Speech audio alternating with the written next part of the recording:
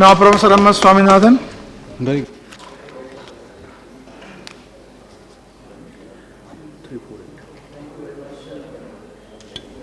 I may first of all express my admiration for the Finance Minister for the way in which he has tried to manage a large number of requirements of a very complex economy so that he can meet the minimum needs of the different sectors, at the same time keep the economy going. I want to restrict the number of valuable comments have been made by earlier speakers. I want to restrict my comments to two areas. One is the broad area of agriculture, and the other on nutrition, malnutrition particularly.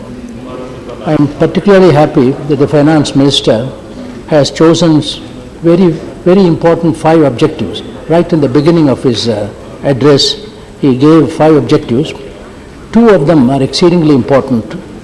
Address supply bottlenecks in agriculture. This is absolutely essential to contain food inflation. Food inflation is the one which affects the poor most, and already the very high degree of malnutrition prevailing in our country will be further aggravated if we have high prices. But then, how do we really contain food inflation, and how do we remove supply bottlenecks? The supply bottlenecks in the agriculture sector are partly caused by policy and partly caused by nature and our own gap between production, demand and supply. Take, for example, the more recent examples of very high undulations in the price of a number of commodities, of cotton, of sugarcane, of onion, of potato, and also milk. I feel there are 2 important requirements to achieve what the Finance Minister wants to achieve, namely to remove the supply bottleneck in agriculture. That is much better market intelligence and also much better coordination among agriculture, food and commerce ministries. There is not adequate coordination among them. Take, for example, the case of milk.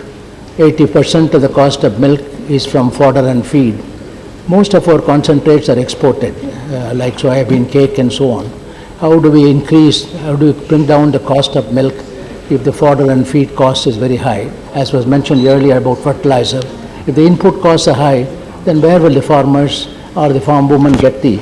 So I would suggest that to achieve the objective of supply bottleneck, we should look at both the production side and also the policy side in terms of coordination among the food ministry, food, agriculture, and civil supplies, and commerce, in particularly commerce. The second major objective he has given is intervene decisively to address the problem of malnutrition, especially in the 200 high burden districts identified by the Prime Minister Advisory Council. I think this is exceedingly important. Everybody, I think many speakers here have highlighted the importance of overcoming malnutrition. But all that I would like to say, the Finance Minister has rightly said that we must bring about synergy across nutrition, sanitation, drinking water, primary health care and so on. This is exceedingly important, this kind of coordination among sanitation, drinking water, primary health care. But the more important, if you study the 200 districts, I have not a complete list, but I have got some of the list. Most of them, agriculture is the mainstay of the people. The poor people are undernourished. They are marginal farmers, sub-marginal farmers, or landless labor. So I would like to suggest that if we want to achieve the purpose of overcoming malnutrition in the high burden district, we must promote nutrition-sensitive agriculture. Nutrition-sensitive agriculture can provide agricultural remedies to most of the nutritional maladies. Take, for example, moringa, the common moringa, plus bajra or ragi millet provides you with almost all the macro and micronutrients needed. So while costly things can be applied, but we should double purpose, because you can improve the income of this man, the farmer, at the same time overcome the problem of malnutrition. My next point, Mr. Chairman, relates to the growth rate in agriculture. Many speakers have already mentioned it. I think there is currently a tendency for some euphoria, saying that we have produced more and so on. It is logical. Every year we should produce more than the previous year. But the recent article by Mr. Sainath, who has shown that if we reduce total production per capita, because the population is growing, the per capita net availability is going down, whether it is pulses or in food grains. Therefore, there is no room for complacency, and we should see, as was mentioned by the distinguished speaker from the Punjab, the fatigue of the Green Revolution in the heartland of the Green Revolution areas. Apart from stimulating Green Revolution in eastern India, which in the Farmers Commission we called it as a sleeping giant of Indian agriculture, we must ensure that the areas which, the original Green Revolution areas, we must maintain the productivity. The next point is about the whole area of contribution of agriculture to GDP. It has been discussed in the economic survey of this year, going down and down, 13.9%. But they have also made the point we all know that the onus of employment is in the farm sector. For example, the National Sample Survey Organization has shown that for every 1,000 persons employed, 679 in rural India and 75 in urban India depend on agriculture. In other words, 750 out of 1,000 depend for their livelihood on agriculture. That shows that unless you improve the productivity and profitability of small farms, we will have great difficulty. Next, Mr. Chairman, there are several challenges facing farm families. I would like to highlight three of them. We say the monsoon and the market are the major determinants of a farmer's well-being or farmer's fate. Monsoon, fortunately, we have now a national monsoon mission. There are some suggestions that this year's monsoon may not be fully up to our expectations, but nevertheless, whatever may happen, we must be prepared. We must have an anticipatory preparation. How to manage climate resilient farming has become exceedingly important.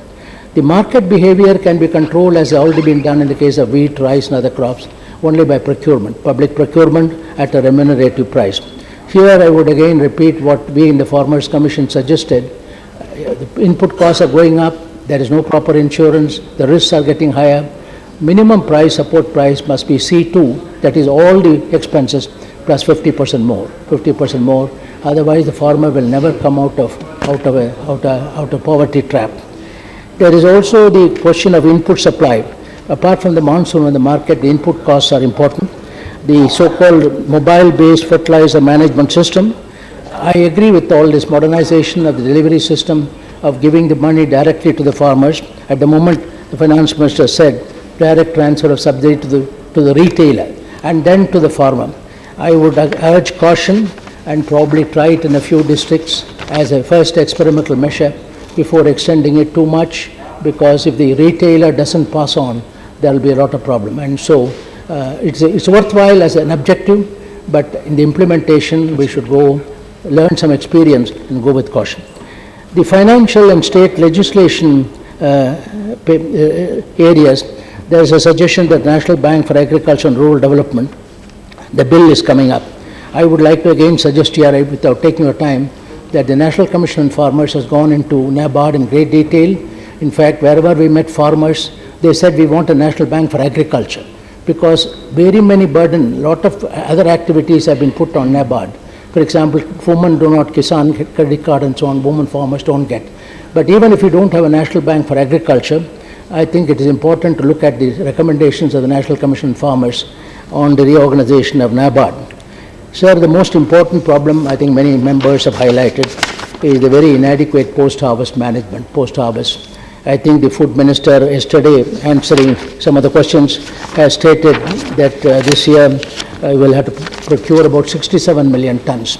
Already the government stocks are 54.43 million tons. With the government go down, another 67 million tons of wheat and rice will be purchased. Minimum of 35 million tons in the Punjab.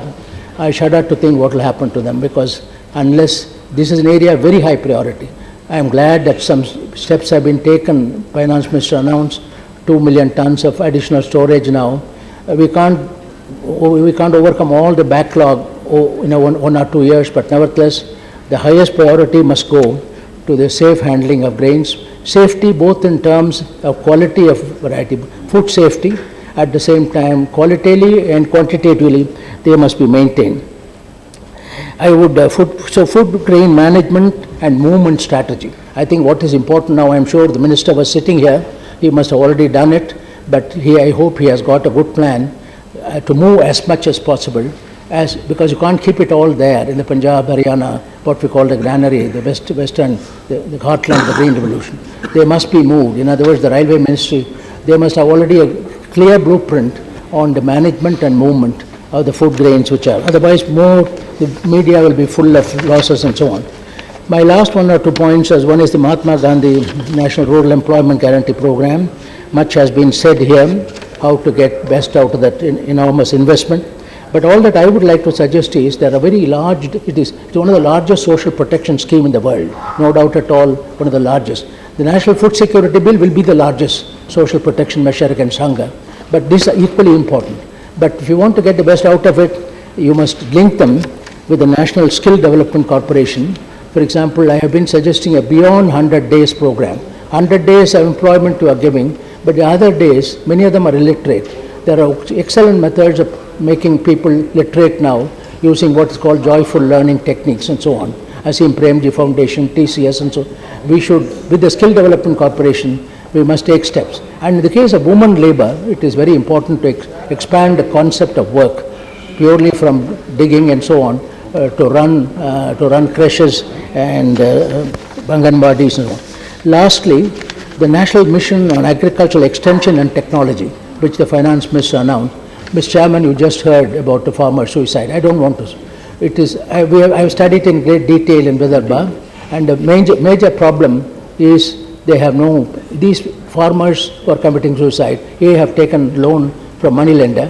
Secondly, they have taken high-tech agriculture without having the capacity to face the risk. Now, I would like to suggest we go on doing experiments with TNV, Atma and so on. But if you want to really reduce farmers' distress, sir, it's a very important matter. I think our own countrymen are committing suicide. We can't really be. I think it's very important that this whole area of extension and technology transfer must be tailored. And what we have suggested to the Farmers Commission is take outstanding farmers as Director of Extension. People who have a lot of experience. Otherwise, there will be one more scheme. TNV was discredited, Atma is discredited, now third one will be discredited. This is too serious a matter for the future of agriculture. Not only the future of agriculture, but the future of small-scale farmers. Thank you very much, Mr. Chairman. Thank you, Swaminathan ji.